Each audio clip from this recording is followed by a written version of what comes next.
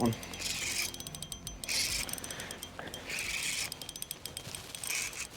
Got one. Oh, that felt so good, buddy. Yeah, I'll take it. You just want to hand one up here for me? This thing munched the hair jig. Is that not the coolest thing ever? Right on that Kalen's Google Eye hair jig. In the net, baby. Let's go. Check that out. Munching that Kalen's Google Eye hair jig. Went with black and purple. We got some really, really clean water today up in Green Bay. You guys can't tell. We were back from Ohio, and I brought Clayton out on the boat again with me today to do some filming, some fishing, and we just got ourselves the first one of the morning. And it's a gorgeous Green Bay walleye right there, really dark gold. It's a perfect one to start out with.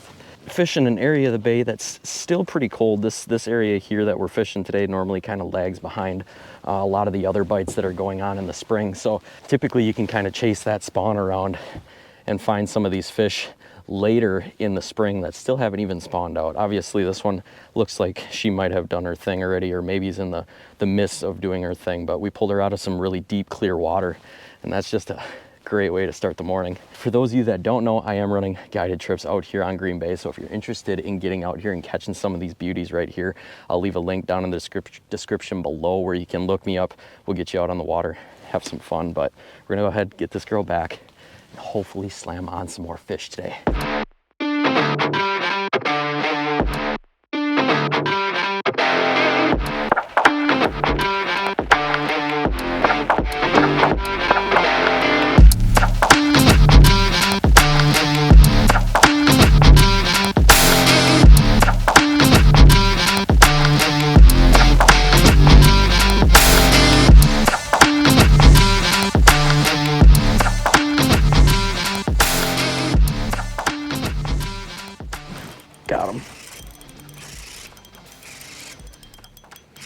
Got him, Clayton. It's a big one.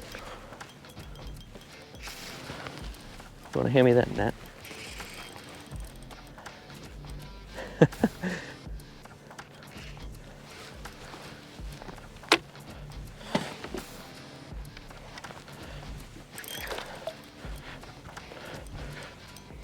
Oh.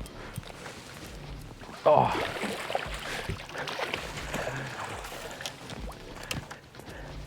That's another good one, Clayton. What a gorgeous fish right there. They're just crushing that hair jig this morning. I've only probably taken a couple of casts here so far, and that hair jig is doing it. Water temps are still super cold. You really want to be finesse with these fish, and those bucktail hair jigs are what do it. It's that little twitch, that little movement of the hair is what's doing it on some of these finicky fish, and I'm seeing them down there. There's definitely a good number of fish down there if you can get that hair jig in front of their face. I'm using obviously forward-facing sonar again today, getting that bait right in front of these fish, and they're doing it. That's another great Green Bay fish. Awesome characteristics to it.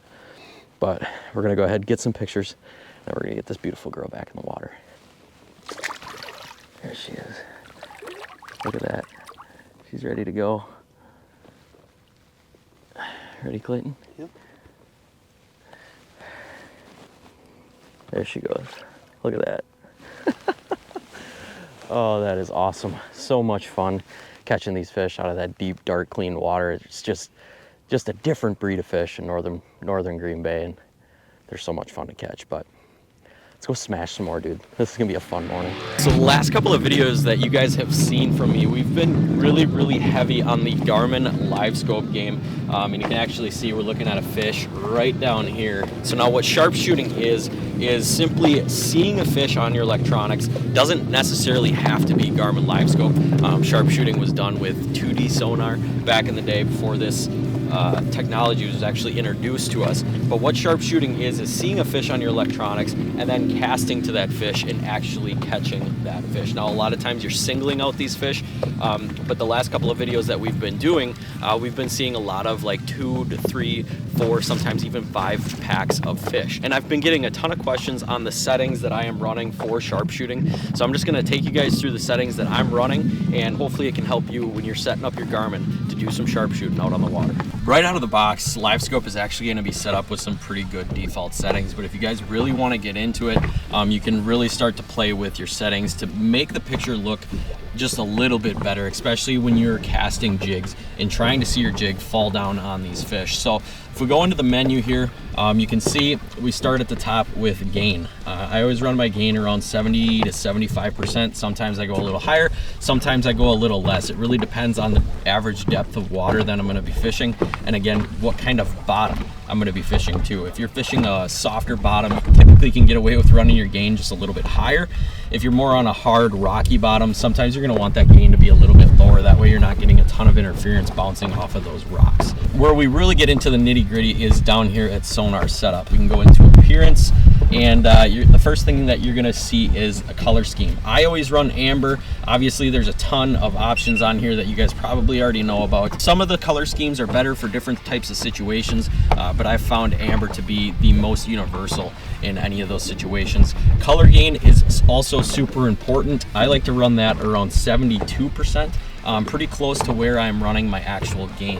What your color gain is going to do is really just pop or highlight the structure that you're seeing, the fish that you're seeing, or your bait. So if I go ahead and bump this up, you can see this stuff is gonna turn a little bit more fiery here on the bottom. Color limit, I always just keep that on default. Honestly, I don't mess around with that a whole lot. Trails, I like to keep off. Bottom fill, you can turn on, it kind of shows the bottom. I honestly am not a huge fan of that. I like to see everything that's going on, so I always leave that off. Noise reject, I like to keep that on a medium.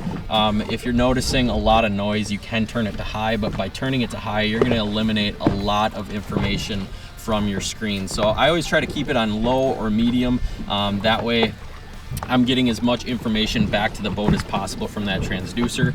Medium always seems to be the good universal setting for me on that. As time varying gain, I always try to keep that on medium as well. Ghost reject, I always keep that on low as well. Again, this is something that you can play with, but by keeping it on low, I'm not eliminating a ton of information that is kind of coming back to the screen.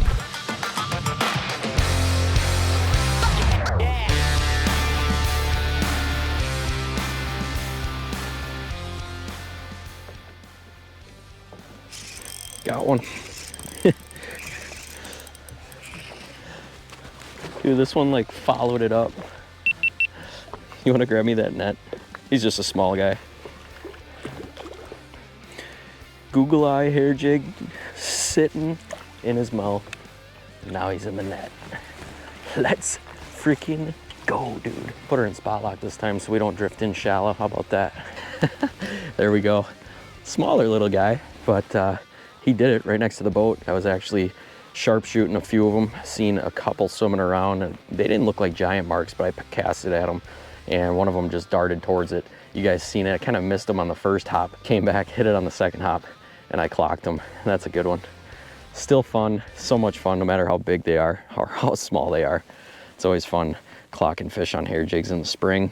Again, here's just the presentation I'm using. Purple bottom, black top. I got that stinger hook on there. The biggest thing that I love about these Google Eye hair jigs is the stout hook on the back of these things. Super stout. They're gonna hold up to those bigger fish. They're not gonna bend on you, and they're definitely bring some fish up to the boat, just like this one and the ones that we got before. We'll get this one back. Just a small little guy. There we go.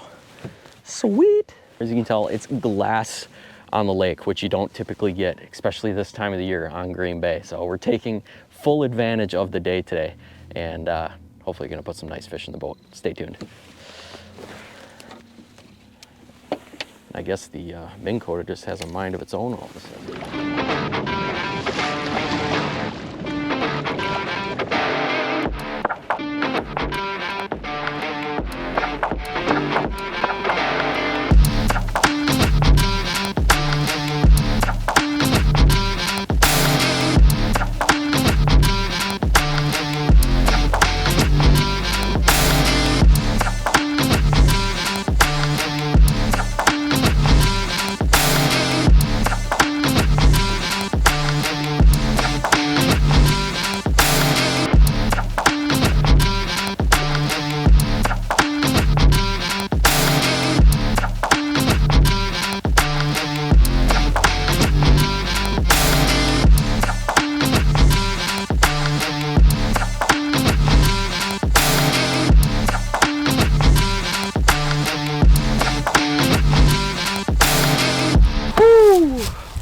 right, well, it got a little rough out there towards the end. Definitely a lot windier than they said it was gonna be. Actually, I just looked at the app here, and it's like complete opposite of what it should have been. So they've been spot on with the wind projections the last couple of weeks, that's for sure. If you guys learned something about Garmin Livescope in this video, I know this video was short and sweet, but I just kind of wanted to get out and show you guys some of the settings that I'm using for sharpshooting, just because I've been getting a ton of questions on it. Yeah, it's kind of been a big controversy here in Wisconsin. I absolutely love using Garmin Livescope. Not only do you learn a ton, but it is a very fun tool to use to put fish in the boat. But that being said, we're gonna get everything wrapped up here. Again, hopefully you guys enjoyed this one. Again, if you guys are interested in getting out on a guided trip with me, I will leave that all linked down below. Be sure to hit that subscribe button if you're new here, and as always, keep living your dream. We'll catch you guys on the next one. Peace.